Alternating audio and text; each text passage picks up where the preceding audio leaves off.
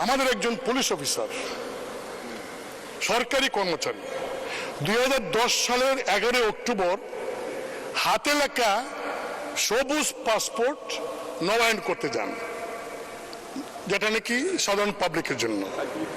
সরকারি কর্মচারীদের জন্য কিন্তু নীল পাসপোর্ট, এবং তিনি সেটা নবায়ন করেন।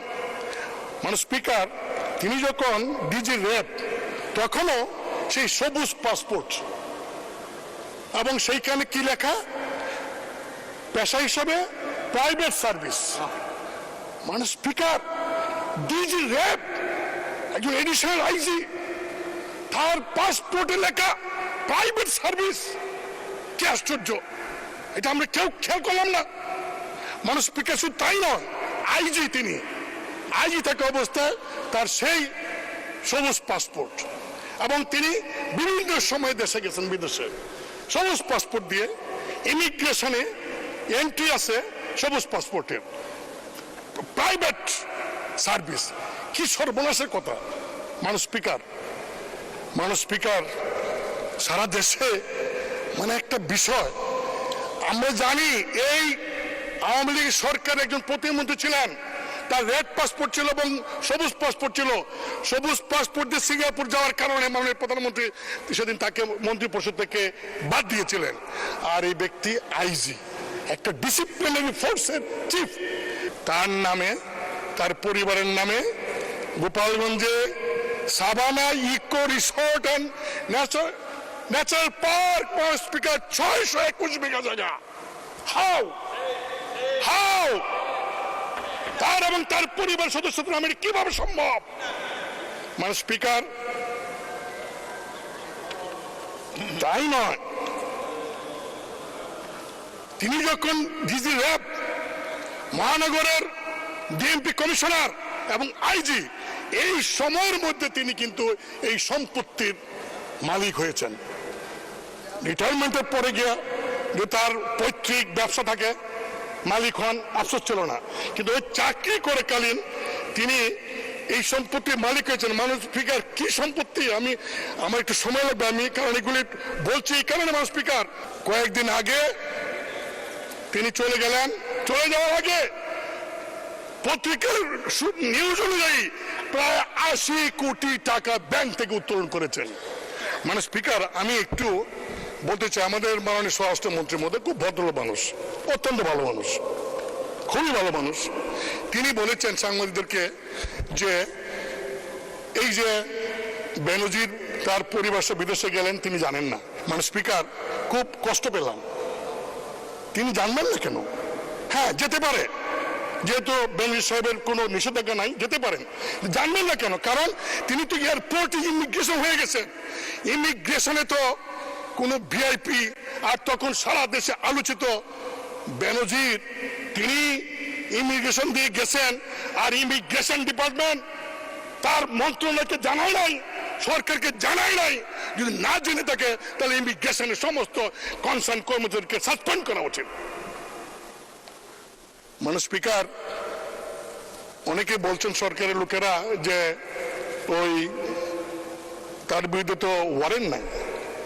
24 এপ্রিল থেকে মানে স্পিকার, দুদক তার বিরুদ্ধে টিম করে বিভিন্ন তথ্য চাইতেছে। সারা দেশে মানুষ জানে একজন রাজনৈতিক নেতা চিকিৎসার জন্য বিদেশ যাবেন, তাকে আপনারা এয়ারপোর্ট আটকে দেন, 2 ঘন্টা বসে রাখতে পারেন।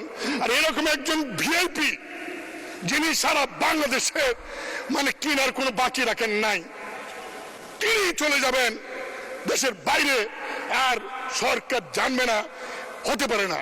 মানে স্পিকার, বাংলাদেশ ব্যাংক এবং ব্যাংকগুলি এই টাকা উত্তোলন করলো, একটা চেক দিয়ে পাঠাইলে ব্যাংকে 10 লাখ 20 লাখ টাকা 4 দিনের নোটিশ থাকে।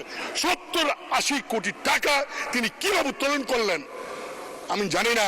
মানে স্পিকার, সরকার এত বাহিনী, সরকার এত এজেন্সি আছে, তারা কি খবর রাখেন?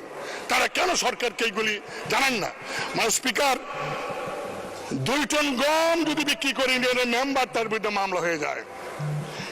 একজন এমপি এলাকায় কাবিকার কাকে কি দিল সেটা পত্রিকা ফলাও হয়ে যায়, হ্যাঁ, মামলা হয়।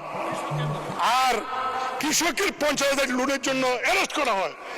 আর মাননীয় স্পিকার, এই লোকটি মানে এরকম অবস্থা, এত কোটি কোটি টাকা, এত সম্পত্তি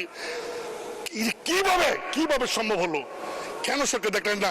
মাননীয় স্পিকার, যতই বলেন সরকার এখন দায় দায়িত্ব নাই, এই কথা বললে দেশবাসী মানবে না।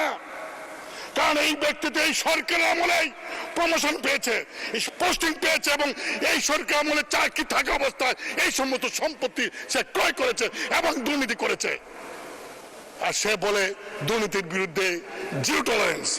মাননীয় স্পিকার, আমি শুধু এটুকু বলবো যে বিষয়টাকে গুরুত্ব দিয়ে যদি সরকার ব্যবস্থা না নেন, দুদক তদন্ত করছে, তদন্ত বছরের পর বছর যদি চলে, এই তদন্ত যদি শেষ না হয় এবং কোর্টে গিয়ে বিচার না হয় মাননীয় স্পিকার, তাহলে দেখা যাবে আরো যারা আছে বেনজির তারা আস্কারা পাবে। এবং মাননীয় স্পিকার, আমি আপনার মাধ্যমে দাবি করব, যত সরকারি আমলা আছে, এই এমপি যারা আছে, যারা পলিটিক্যাল পার্টির নেতারা আছে, তাদের সবার হিসাব আপনি নেন। সরকার সবার হিসাব হোক, আমি আমার হিসাবে 1 ঘন্টার মধ্যে দিব। আমার কি আছে, আমাদের কি আছে? মাননীয় স্পিকার, এই যে বিভিন্ন এলাকায় বাড়ি হচ্ছে, গাড়ি হচ্ছে, লেটেস্ট মডেলের গাড়ি, আমরা টাকা পাই না বাজেটে, আমরা ইনকাম ট্যাক্স ধরতে পারি না, অথচ এই রিসোর্ট, এই যে লাক্সারিয়াস লাইফ লিড করে একজন বাড়ির মধ্যে বিদেশি ফিটিংস লাগায়, এগুলি কেন অর্থ মন্ত্রণালয় দেখেন না, দেখে এই ট্যাক্সের ব্যবস্থা করেন না? তাহলে টাকার অভাব হয় না। মাননীয় স্পিকার, আমি শেষে একটা কথা বলে শেষ করব। আজকে এই একজন সরকারি কর্মচারীর এত বড় দুর্নীতি কারণে এইটাই প্রমাণ হয়েছে যে সব সম্ভবের দেশ বাংলাদেশ।